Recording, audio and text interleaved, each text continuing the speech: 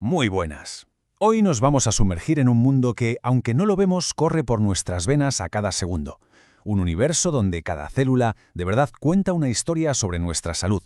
Vamos a descifrar los secretos de nuestra propia sangre. A ver, pensemos en esto por un momento. Imaginaos una ciudad enorme, una metrópolis que jamás duerme, con una red de reparto que funciona 24/7 para que todo siga en marcha. Pues bien, esa ciudad es nuestro cuerpo, y los vehículos que transportan el recurso más valioso de todos, el oxígeno, esos son nuestros glóbulos rojos. Bueno, pues vamos a conocer al protagonista de esta historia, el eritrocito, o como lo conocemos todos, el glóbulo rojo. Su misión puede parecer sencilla, pero es que de ella depende, literalmente, cada segundo de nuestra existencia. Y fijaos en su forma, que es súper curiosa. No es una simple esfera, ¿verdad? Es un disco bicóncavo. Y esto no es casualidad para nada. Esta forma tan ingeniosa lo que hace es aumentar la superficie de la célula, y así puede absorber y liberar oxígeno de una manera mucho, pero que mucho más eficiente en su viaje desde los pulmones hasta el último rincón del cuerpo. Pero, ¿qué es lo que hace que este transportador sea tan increíblemente bueno en su trabajo? ¿Cuál es el motor que lo mueve? Venga, vamos a mirar bajo el capó para entender su alucinante anatomía. El secreto, la clave de todo, está en la hemoglobina. Imaginaos una molécula como si fuera un vehículo de carga con 4 plazas. Cada una de esas plazas lleva un átomo de hierro que viene a ser como un imán perfecto para el oxígeno. Lo recoge en los pulmones y lo suelta justo donde el cuerpo más lo necesita. Una pasada. Y el cuerpo en esto es una máquina de eficiencia. A ver, cada segundo se fabrican millones de eritrocitos nuevos en la médula ósea. Dan vueltas por el cuerpo unos 120 días y cuando ya se hacen viejos, el bazo y el hígado los retiran de la circulación.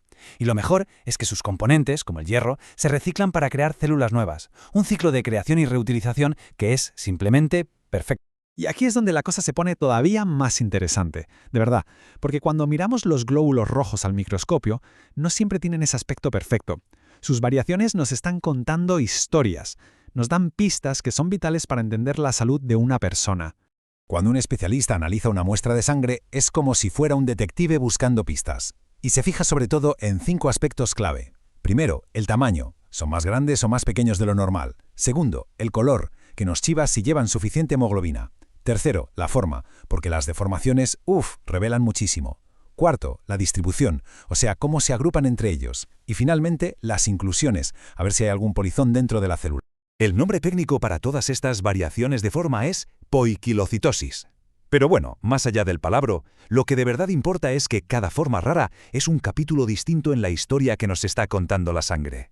Mirad, esta comparación es muy clara. A la izquierda tenemos los equinocitos, que a veces se llaman células crenadas con un montón de espinas pequeñitas y uniformes, y a la derecha los acantocitos, que tienen menos pinchos pero son más irregulares y de distintos tamaños. Pues bien, esta diferencia, que parece sutil, puede apuntar a problemas totalmente distintos, como enfermedades del riñón en el primer caso o del hígado en el segundo. A veces, el viaje por los vasos sanguíneos es de todo menos tranquilo.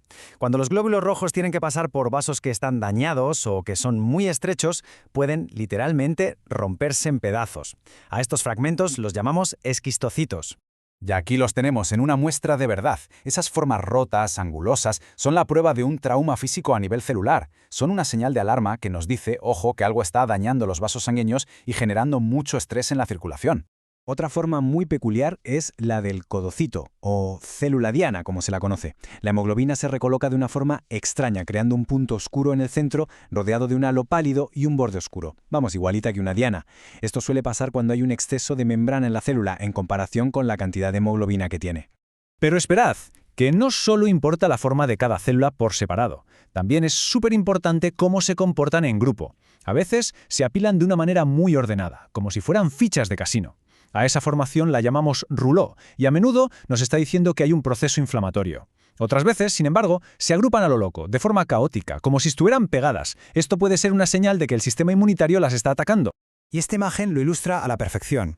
A la izquierda, esas hileras ordenaditas del rouleau. A la derecha, los cúmulos irregulares, como si fueran racimos de uvas, de la aglutinación. Son 2 patrones visuales que no tienen nada que ver, y sus implicaciones para el diagnóstico son completamente diferentes.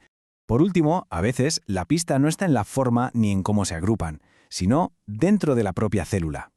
Las inclusiones son como un equipaje que no debería estar ahí. Por ejemplo, los cuerpos de Howell-Jolly son restos del núcleo que la célula tendría que haber expulsado. Si están ahí, puede ser señal de un problema en el bazo. Los cuerpos de Heinz, por otro lado, son acumulaciones de hemoglobina dañada, un signo claro de estrés oxidativo. Cada inclusión es una nueva pista sobre un proceso muy concreto que está pasando en el cuerpo. Hasta ahora hemos hablado de la calidad de los glóbulos rojos. Pero, ¿y si el problema no es de calidad, sino de cantidad? ¿Es posible tener demasiados? Pues la respuesta es que sí, y a eso se le llama policitemia. Básicamente hay dos maneras de acabar con una concentración demasiado alta de glóbulos rojos. Una es la relativa, que no es que haya más células, es que hay menos líquido, menos plasma, y por tanto la concentración sube. La otra es la absoluta. Aquí sí, la médula ósea está fabricando un exceso real de células. La policitemia relativa es, en el fondo, un problema de concentración. La causa más típica es la deshidratación. Es lógico. Si hay menos agua en la sangre, todo lo demás parece más concentrado. Es como un zumo al que se le evapora parte del agua, sabe más intenso. Aquí la sangre se vuelve más espesa, pero el número total de células no ha cambiado. La policitemia absoluta es otro cantar. Aquí la fábrica de células sanguíneas está produciendo de más, de verdad. Y hay los escenarios. En la primaria, la fábrica, por así decirlo, se ha vuelto loca y produce células sin control, ignorando las órdenes. En la secundaria, la fábrica funciona bien, pero recibe la orden de producir más, porque el cuerpo cree que falta oxígeno, ya sea por vivir a gran altitud, por una enfermedad pulmonar o incluso por una falsa alarma hormonal. Así que, si juntamos todas estas piezas del puzzle, desde la forma de una única célula hasta el recuento total de miles de millones de ellas, empezamos a poder leer un relato increíblemente detallado. Y ese es el mensaje principal, la idea con la que nos tenemos que quedar. Nuestra sangre es como un libro abierto. Cada una de estas diminutas células es un mensajero, una palabra en la gran historia de nuestro cuerpo. Y aprender a leer este libro es fundamental para entender tanto la salud como la enfermedad. Ya lo dijo el médico Walter Funk. Cada gota de sangre es un universo. Y la verdad es que después de este pequeño viaje es fácil entender por qué lo decía. Un universo lleno de información, de historias y de pistas que pueden ser vitales. La próxima vez que alguien vea una gota de sangre, que no piense solo en un líquido rojo. Que piense en una biblioteca viva, en una crónica de su salud que se está escribiendo a cada instante. Y la pregunta que queda en el aire es, ¿estamos prestando atención a la historia que nos está contando?